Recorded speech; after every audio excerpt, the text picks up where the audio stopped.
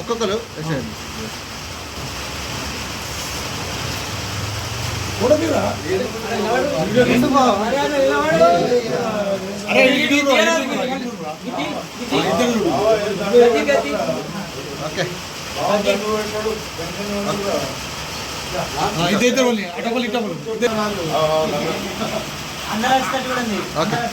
లాస్ట్కి తీద్దాం అయినాక మళ్ళీ ఎత్తురు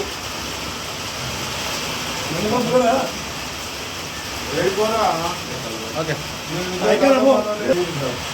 పట్టలేరు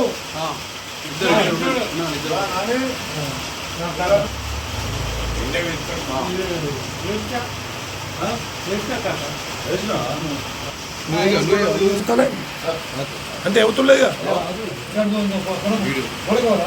హలో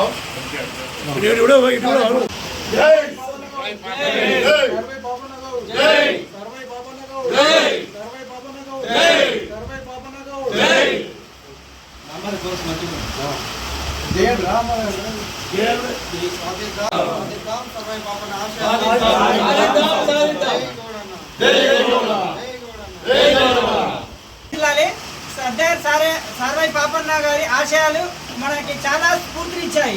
జై సర్దార్ పాపన్న, జై బోలో సర్దార్ సర్వాయి పాపన్న. ఇలాంటి మంచి బృహత్కర కార్యక్రమాన్ని ఇచ్చేసిన మా గౌడ సోదరులకు, నా 41 వార్డు ప్రజలందరికీ ధన్యవాదాలు. Thank you.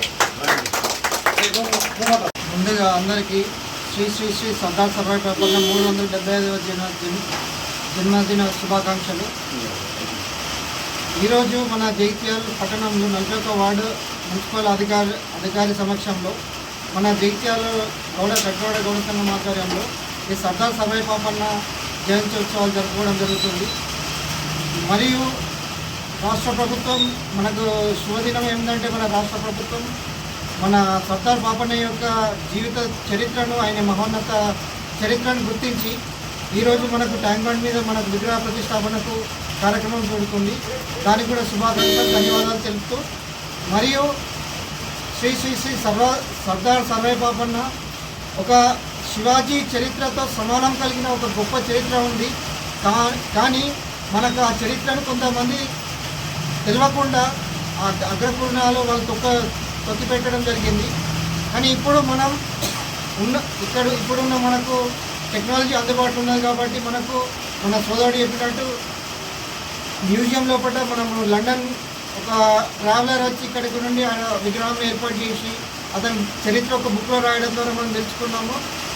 ఒక సాధారణ బహుజన కుటుంబం నుండి ఒక గౌడ కులస్తులను పుట్టి తనకు ఉన్న స్నేహితులతో, అంటే మనం ఒక సామ్రాజ్యాన్ని ఏర్పరచుకోవాలంటే కొంత మందిని జమ చేసుకోవాలి.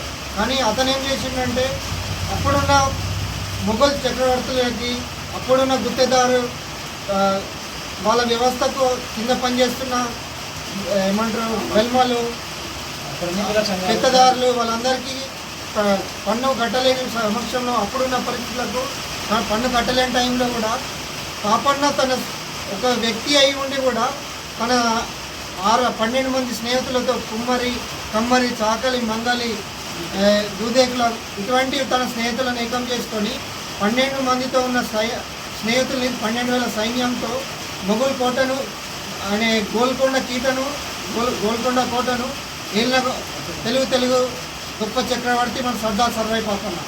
ఆయనే జీవితం నుండి మనం ఏం తెలుసుకోవాలంటే, ఒక బహుజనులు అన్ని కులాల ఐక్యతతోటి ముందుకెళ్ళి మనం ఏదైనా సాధించగలమని తెలియజేస్తూ, మనకి ఇక్కడికి చేసిన మన రాకేష్ గారికి ధన్యవాదాలు తెలుపుతూ, జై గౌడన్న, జై గౌడన్న, సాధిద్దాం సర్వాయి పాపన్న ఆశయాలను, సాధిద్దాం సర్వాయి పాపన్న ఆశయాలను, బహుజనుల ఐక్యత, బహుజనుల ఐక్యత. ఈరోజు ఇలాంటి కార్యక్రమానికి విచ్చేసిన మన గంగాధర్ అన్న, మన గౌడ సోదరులు, 41 వార్డు ప్రజలందరికీ సర్దార్ సర్వాయి పాపన్న జయంతి ఉత్సవాలు శుభాకాంక్షలు. సర్దార్ సర్వాయి పాపన్న గౌడ్ ఒక బహుజన గౌడ కులంలో పుట్టాడు. ఈరోజు ప్రస్తుత జనగాం జిల్లా అయిన కిలాసపూర్ గ్రామంలో సర్దార్ సర్వాయి పాపన్న గౌడ్ జన్మించాడు. పాపన్న తండ్రి చిన్నతనంలోనే చనిపోయాడు. తల్లి కోరిక మేరకు సర్దార్ సర్వాయి పాపన్న గౌడ్ గౌడ వృత్తిని స్వీకరించాడు. గౌడ వృత్తిని స్వీకరించి అతను తాటి చెట్లు గీస్తూ కళ్ళు అమ్మేవాడు.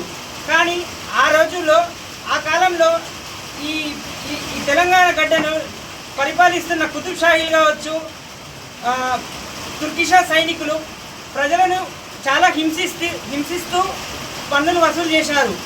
అనేక పేర్లతో పన్నులు వసూలు చేశారు. గౌడ వృత్తి చేసుకునే వారిపై తాటి చెట్టు పన్ను, ఇలా అనేక పన్నులు విధించారు. ఏవైతే పన్నులు వసూలు చేసి ప్రజలు పీడిస్తున్నారో అప్పుడు సర్దార్ సర్వాయి పాపన్న గౌడ్ చాలా మందిని ఏకం చేస్తూ ఈ తుర్కిషా సైనికుల ఆగడాలపై పోరాడాడు.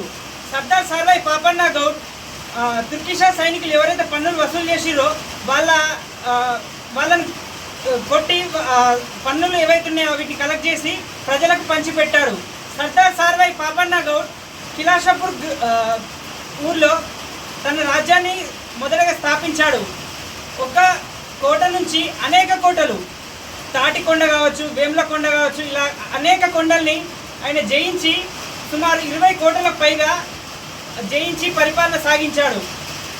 ఇంతింతై వటుడింతై అన్నట్టు సర్దార్ సర్వాయి పాపన్న గౌడ్ భువనగిరి కోట నుంచి తన రాజ్యాన్ని పరిపాలన చేశాడు.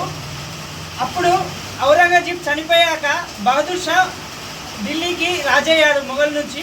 ఇదే అనుమతి తీసుకొని సర్దార్ సర్వాయి పాపన్న గౌడ్ గోల్కొండ కోటను శాసించి 7 నెలల పాటు ఒక బహుజన జెండాను ఎగరవేసి